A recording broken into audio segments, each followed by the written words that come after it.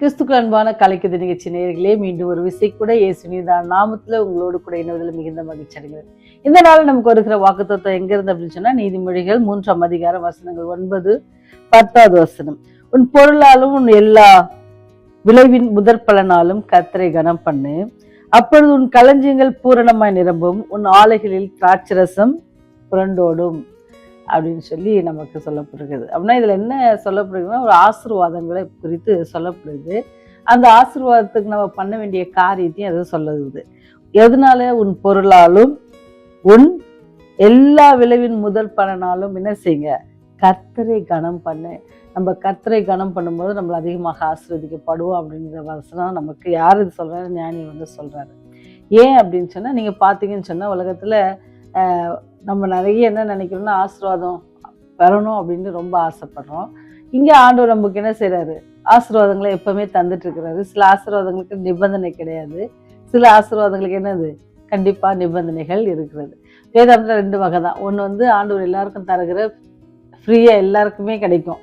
மழை, நம்ம சுவாசிக்கிற காற்று, இதெல்லாம் இவங்களுக்கு தான் அவங்களுக்கு தான் இல்லை, எல்லாருக்குமே இந்த உலகத்தில் ஜீவிக்கிற எல்லாருக்குமே அது கிடைக்கும்.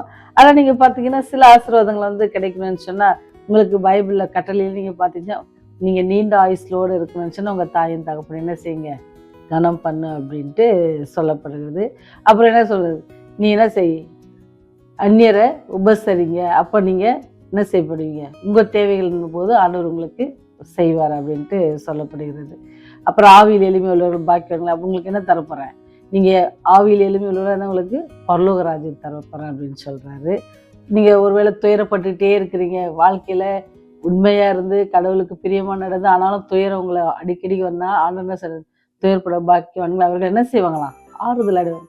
நீங்கள் எந்த உங்களுக்கு ஒரு சுச்சுவேஷனில் நீங்கள் போனாலும் நீங்கள் ஆண்டவர் என்ன சொல்றது, உங்களுக்கு அவருடைய கருத்திலிருந்து உங்களை ஆசீர்வதிக்கிறதுக்கு அவர் காத்து கொண்டிருக்கார், எந்த சந்தேகமும் இல்லை.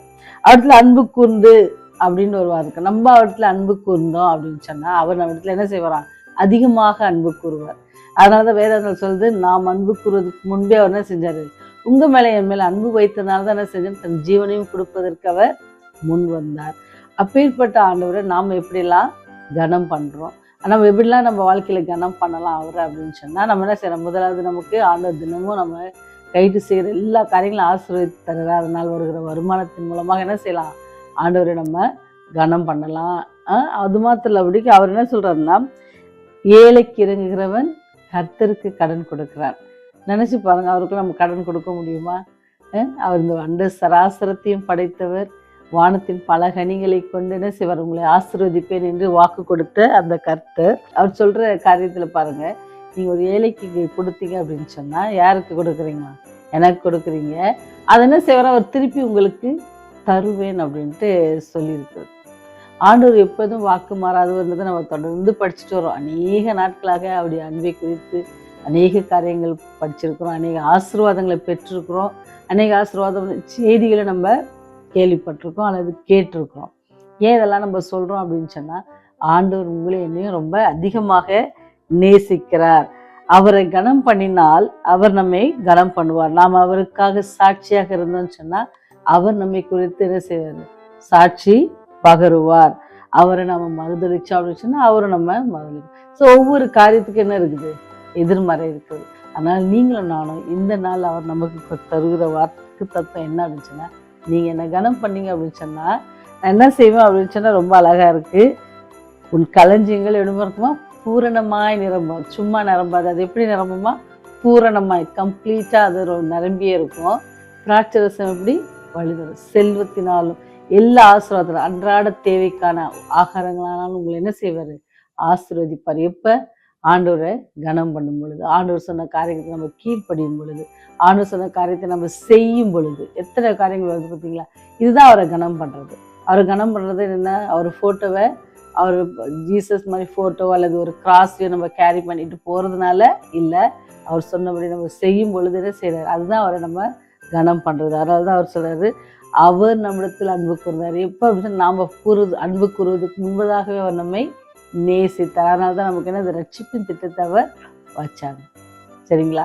இப்பேற்பட்ட அன்பான தேவன் உங்களை ஆசீர்வதிக்க காத்திருக்கிற தேவனை செய்யுங்க, கனம் பண்ணுங்க. அப்போ இந்த ஆசீர்வாதம் பெறுவதற்கு அவர் உங்களை தகுதிப்படுத்துவார். என்ன ஆசீர்வாதம்?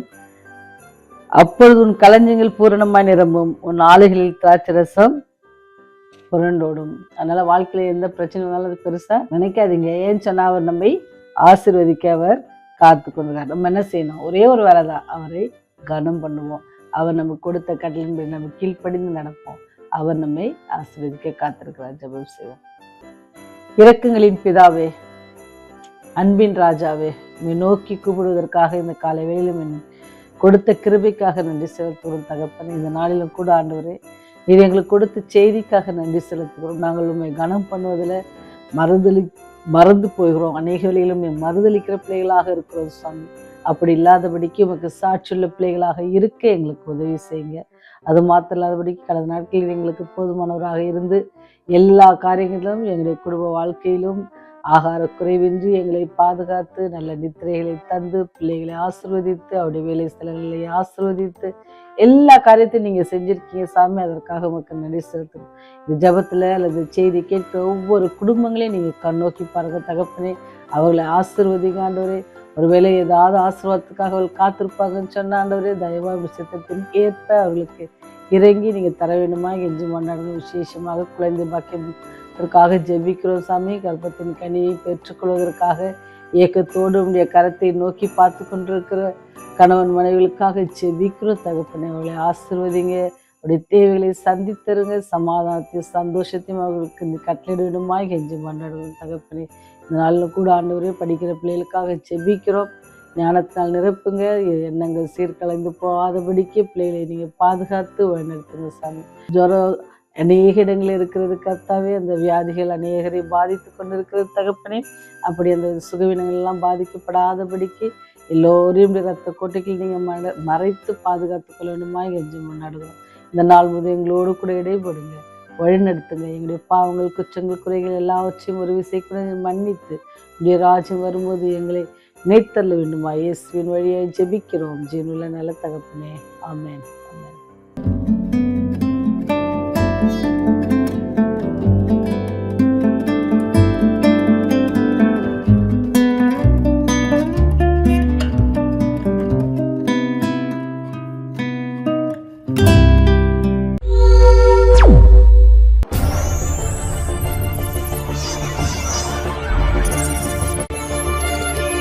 நீங்கள் பார்த்துக் கொண்டிருப்பது உங்கள் ரிவைவல் டிவி.